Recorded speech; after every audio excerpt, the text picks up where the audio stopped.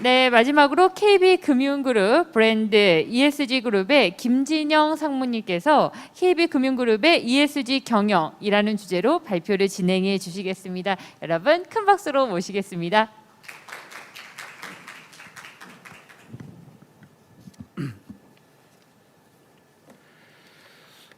안녕하십니까.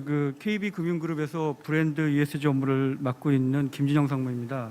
사실 오늘 제가 올 초에 이 ESG 업무를 맡게 됐는데, 맡으면서 만든 업무 중에 하나가 이거 말고 스포츠단이 또 있어요. 그래서 저희 국민은행 여자 농구팀도 제가 단장을 맡고 있는데, 조금 전에 신인 드래프트가 있어가지고 용인에서 드래프트를 보고 왔는데 마음이 아주 그냥 찹찹합니다. 한 24명 정도의 어린 선수들이 이제 꿈을 갖고 농구를 했는데 12명은 프로에 지명되고 12명은 이제 농구를 프로 선수가 안 되는, 탈락하는 그렇게 되더라고요. 보니까 저희도 여건이 닿으면 한 명이라도 더 뽑고 싶었는데 잘 쉽지 않더라고요. 결국에는 12명은 이제 울면서 이제 집에 간 상황이죠. 그래서 보면서 이게 참 어린 나이에 벌써부터 이제 경쟁해야 되고 그런 삶이 있구나라는 걸 한번 보고 왔습니다. 시작하기 앞서서 그냥 한번 말씀 한번 드려봤습니다. 오늘은 하여튼 제가 KB금융그룹에서 어떻게 ESG 경영을 하고 있는가 이거를 좀 설명을 좀 드리고, 저희가 올해 좀 중요한 이정표인 탄소 중립 전략을 수립했어요. 그래서 이 내용에 대해서 공개할 수 있는 부분을 서로 공유하는 그런 시간을 좀 갖도록 하겠습니다. 제가 오늘 이게 두서없이 말씀을 드릴 텐데, 여기 계신 참가자분들께 또는 기업들의 유익한 정보가 되시길 바라면서 발표를 시작하겠습니다.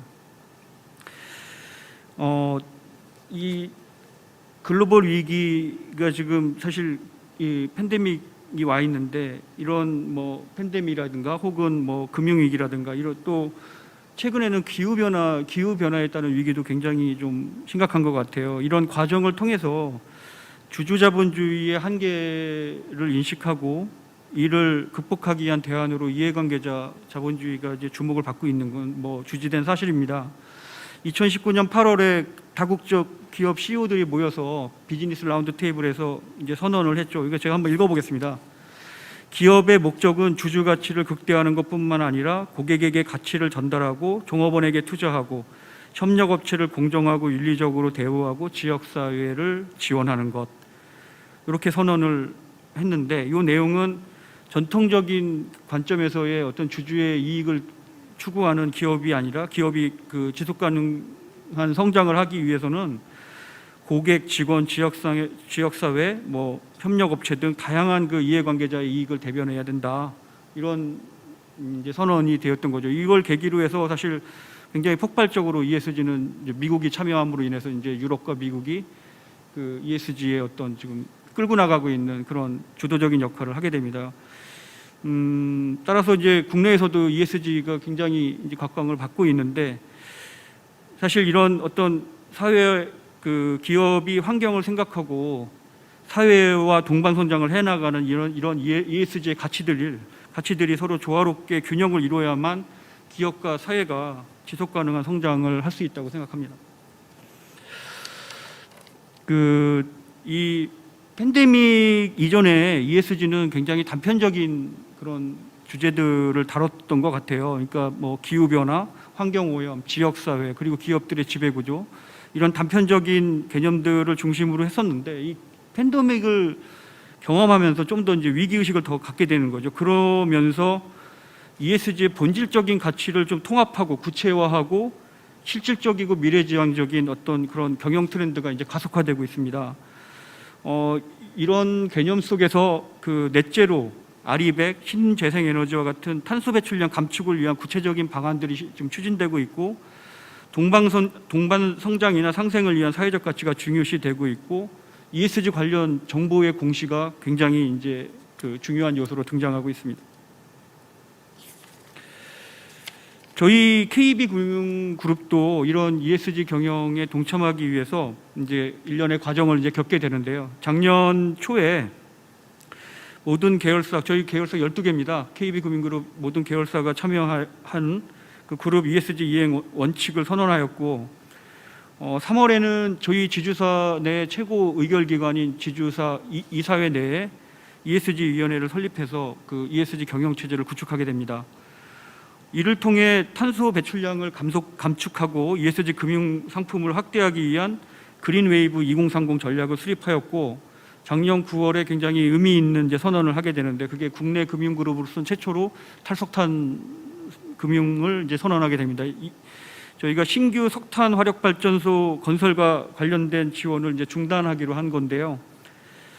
이후에 타 금융사들 많은 기관에서 지금 현재 동참을 하고 있습니다. 그런 어떤 마중물 역할을 했다고 생각합니다.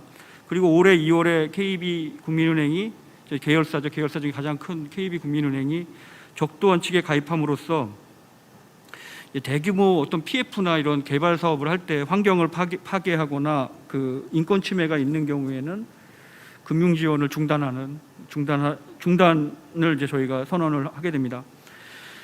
그리고 6월에 드디어 이제 6월에 저희가 한 거의 1년여를 준비를 해서 이 금융은 사실 그 탄소를 배출하는 데는 스쿱 1, 2, 3가 있습니다. 그 중에 뭐 다 아시고 계시겠지만 1, 2는 우리가 어떤 내부에서 생산하는 어떤 뭐 과정에서 나오는 탄소 혹은 전기를 사용하다든가 영업용 차량을 쓰다든가 이러면서 배출하는 탄소가 1, 2고 3는 금융에서의 3의 스쿱 3가 되게 중요한데 이 3는 대출을 한다든가 융자를 해서 그 기업이 발생하는 어떤 기업이 발생하는 탄소 배출량에 얼마만큼의 영향을 미쳤는가를 계산해내는 겁니다. 사실 금융은 요게 중요한데 요 그 금융에 있어서의 그 자산 포트폴리오 대출 융자, 투융자를 통한 탄소 배출량 계산을 저희가 1년 동안의 작업을 거쳐서 하게 됐습니다. 그래서 이거를 이제 2050년에 어떻게 탄소 중립을 하겠다라는 이제 전략을 세우게 되는데 이게 KB 넷제로 스타입니다. 요 잠시 후에 제가 요 KB 넷제로 스타에 대해서 설명을 해드리도록 하겠습니다. 뭐 이거는 저희 그 KB금융그룹의 ESG 경영 자체가 그룹 미션이 세상을 바꾸는 금융을 바탕으로 해서 이루어졌다는 내용이고요. 그냥 참고로 넘어가겠습니다. 저희가 그 이제 어떤 금융 본연의 역할, ESG에 대한 역할을 통해서 상품을 통해서 달성해야 될 목표를 세웠습니다. 그게 그린웨이브 2030 전략인데요. 이 전략 하에서 2030년까지 ESG 금융 상품을 50조 원을 달성하겠다라고 지금 목표를 세우고 있고 현재는 23조를 지금 하고 있습니다. 그 향후 이런 이제 금융 상품을 계속 확대해 나가서 그 스타트업이라든가 사회적 기업, 소상공인 지원을 강화할 예정이고요. 지금 저희가 기업 지배 구조원하고 그 이 평가 지표를 하나 개발하고 있어요. 이 중견 업체를 지원하기 위한 그 지표인데요.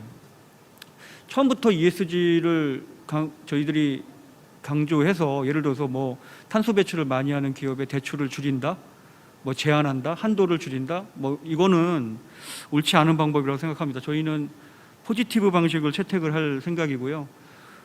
저희가 어떤 지표를 개발해서 그 지표에 의해서 기업체의 탄소 배출이라든가 이런 것들을 저희들이 이제 친환경의 어떤 정도를 파악을 하고 잘하고 있는 기업에 우대금리를 준다든가 한도를 넓혀준다든가 이런 포지티브 방식을 처음에는 도입을 해야 되는 게 아니냐 이렇게 생각을 하고 있습니다. 이런 그래서 지속적으로 그걸 이 ESG 우수 기업을 지원하고 투명한 지배구조 확산을 위해서 상품 투자도 확대해갈 그런 계획을 갖고 있습니다.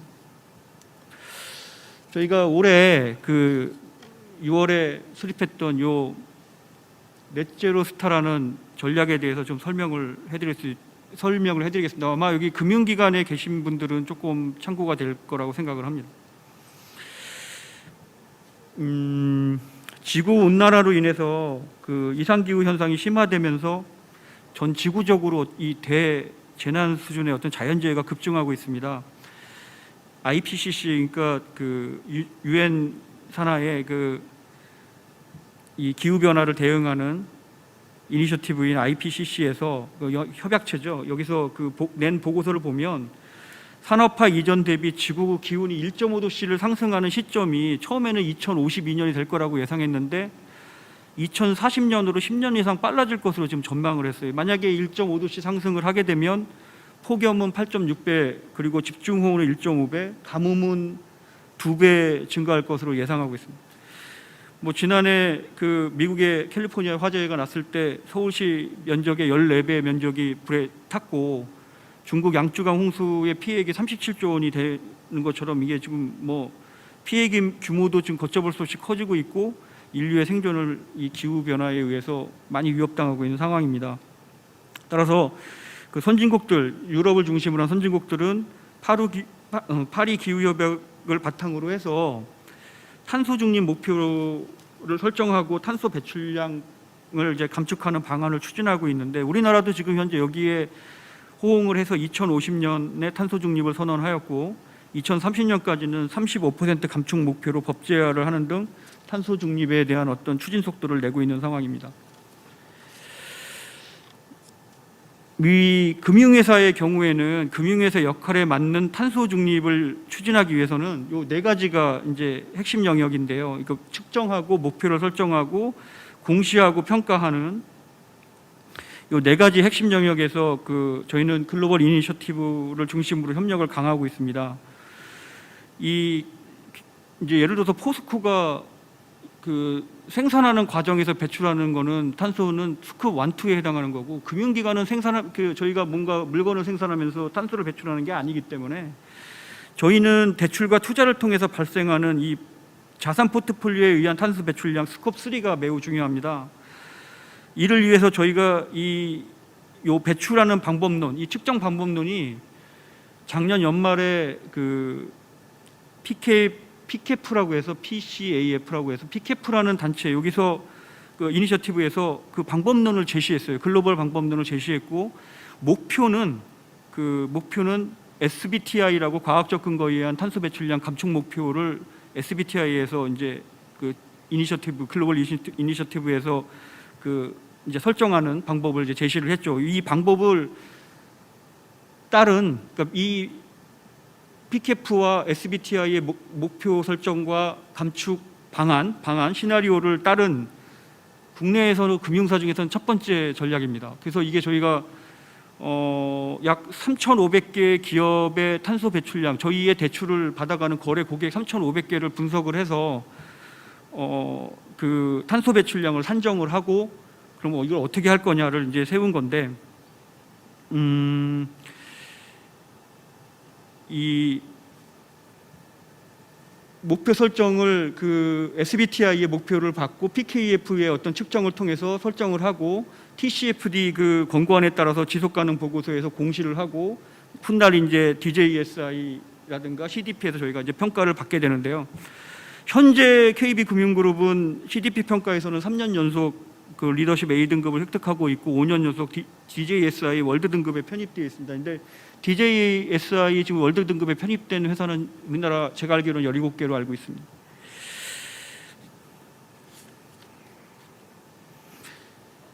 저희가 올해 계산한 내부 배출량을 한번 계산해 봤는데 스크 1, 2는 14만 톤입니다. 저희가 배출하는 건물들에서 나오고 혹은 저희 전기 사용량이라든가 뭐 차량을 운영하면서 좀 배출하고 있는 탄소 배출량을 측정한 결과는 14만 톤입니다. 그런데 이 중요한 스급 3, 저희가 투융자를 통한 자산 포트폴리오에 의해서 발생하고 있는 탄소 배출량은 2,700만 톤입니다.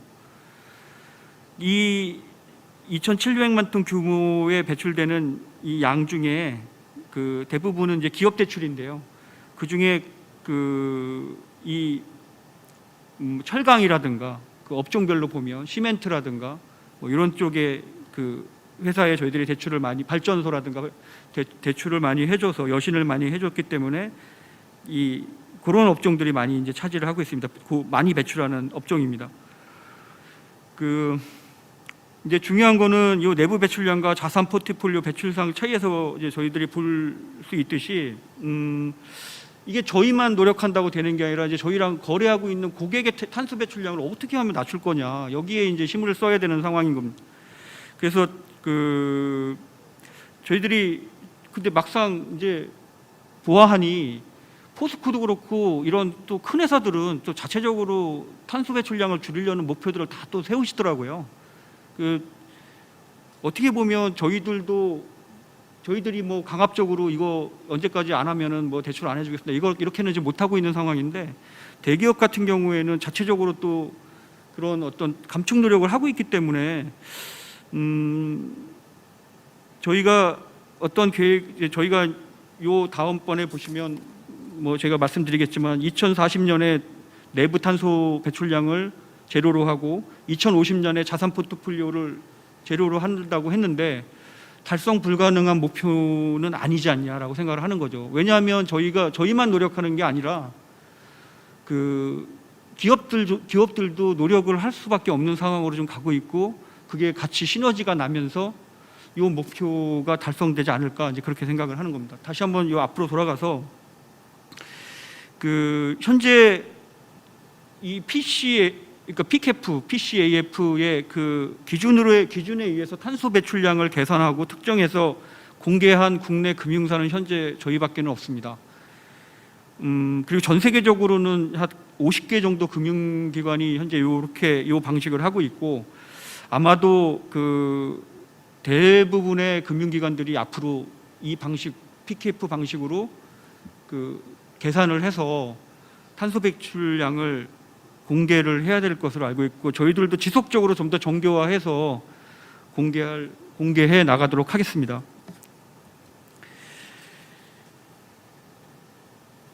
그렇게 세운 전략, 저희가 3,500개 기업의 탄소 배출량을 계산을 해서 저희가 미치는 영향을 보고,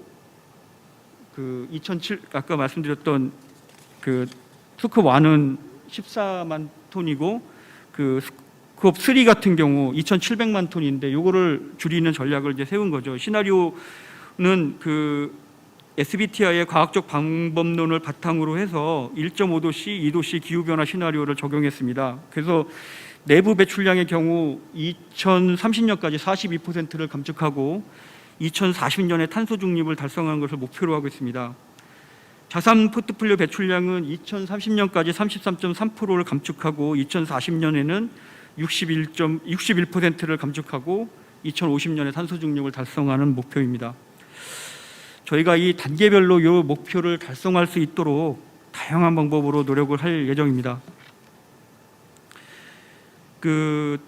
이 탄소 중립 달성을 위한 저희들이 이제 방안을 좀 말씀을 드리겠습니다. 일단 첫 번째는 자산 포트폴리오엔 탄소 배출량을 계속해서 관리해 나가는 겁니다. 그러니까 산업별 탄소 배출량과 집약도 등을 DB화하고 고배출 산업에 대한 모니터링을 통해 자산 포트폴리오를 체계적으로 관리하려고 합니다. 그러니까 저희가 거래하는 고객들의 탄소 배출량을 계속적으로 모니터링을 하겠다는 얘기입니다.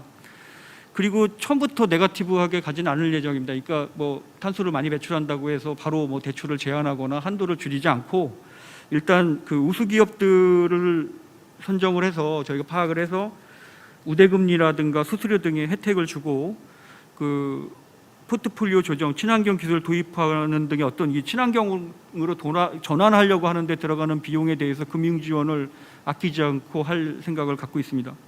그리고 저희가 아까 말씀드렸다시피 한국 기업 지배구조원과 중견 중소기업의 ESG 현황을 파악하는 지표를 지금 개발하고 있습니다. 이거는 저희의 이제 꿈인데, 대기업 같은 경우는 이제 충분히 이 ESG를 측정하고 평가할 수 있는 능력이 되는데, 전환할 수 있는 능력이 되는데, 중견 중소기업은 쉽지 않거든요. 저희가 거래하고 있는, 저희 국민은행에서 거래하고 있는 수십만의 그런 기업들이 상당히 이제 존재하고 있는 상황이고, 근데 저희는 그 회사들을 뭐 억지로 뭐 이거를 한다, 뭐 강압한다 이런 게 아니라 컨설팅을 해주고 싶어요. 사실은 저희의 꿈은.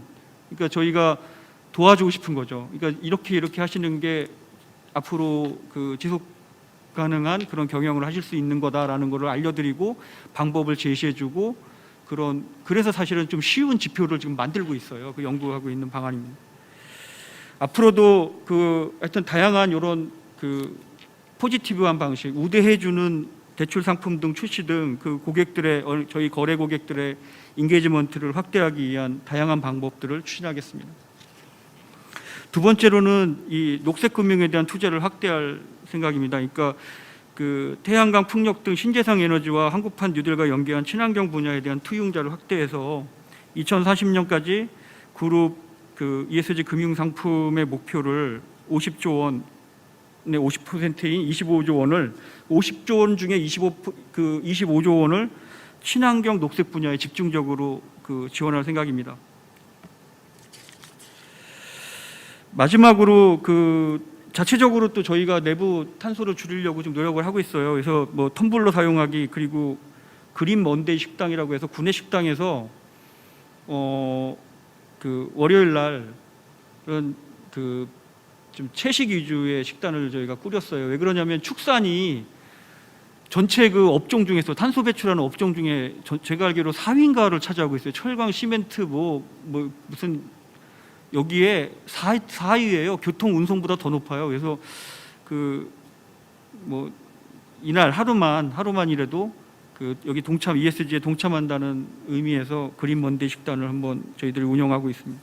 그래서 전체적으로는 페이퍼리스, 노 플라스틱, 세이브 에너지라는 3대 테마를 중심으로 해서 전사적으로 지금 캠페인을 진행하고 있는 상황입니다. 그리고 현재 그 K2V200 선언에 저희가 동참해서 업무용 차량을 무공해 차량으로 전환하는 등의 노력을 기울이고 있습니다. 그 저희가 최선을 다해서 지금 하고는 있는데 사실 쉽지 않은 것 같아요. 금융당국도 현재까지 아직 이 가이드라인 어떤 그 가이드라인이 나와 있지 않은 상태고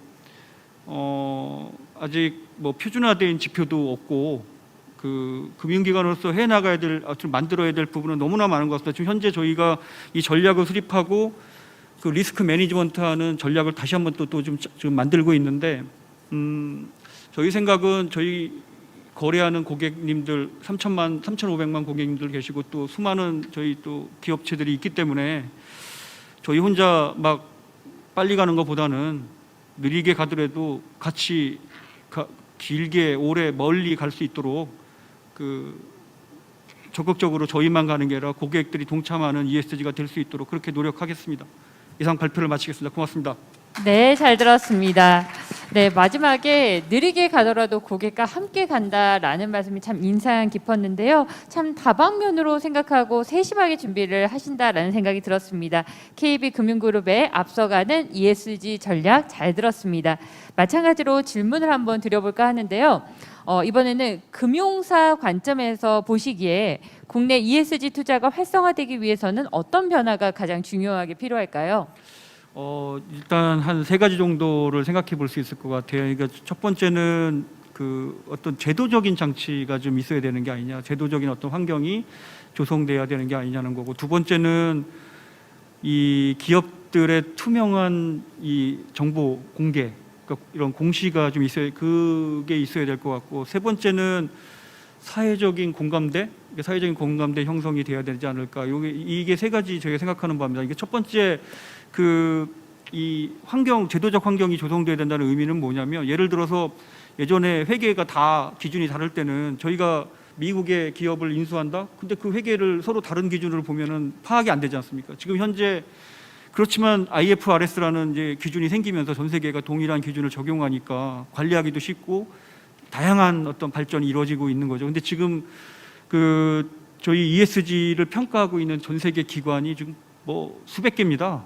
저희가 파악된 것만, 알고 있는 것만 120개가 넘고 있는데 평가 지표라든가 이런 게 지금 표준화되어 있지 않고 있어요. 그래서 요게 표준화되는 과정을 거쳐야 된다. 이건 저희가 그 지속적으로 글로벌 이니셔티브나 이런 쪽에 계속 그 얘기를 하고 있고, 또 환경부하고도 좀 얘기하고 있는 부분입니다. 그러니까 이게 표준화된 지표가 만들어져야 된다. 일단 두 번째는 그 투명한 공시 정보 공개가 있어야 된다. 이게 예를 들어서 대기업 같은 경우도 사실 뭐 속속들이 들여다보면 좋은 것만 공시하려고 누가 지금 나쁜 거를 발표하려고는 잘 안 하거든요. 다만 그 내가 발전하려면은 나의 가장 아픈 것을 드러내야 되듯이 이런 정보 공개가 투명하게 돼야 다시 또 거기서 또 발전해 가는 게 아닌가. 그래서 제가 아까 서두에 말씀드렸다시피 금융사가 네거티브 방식으로 처음부터 나가면은 안 된다는 겁니다.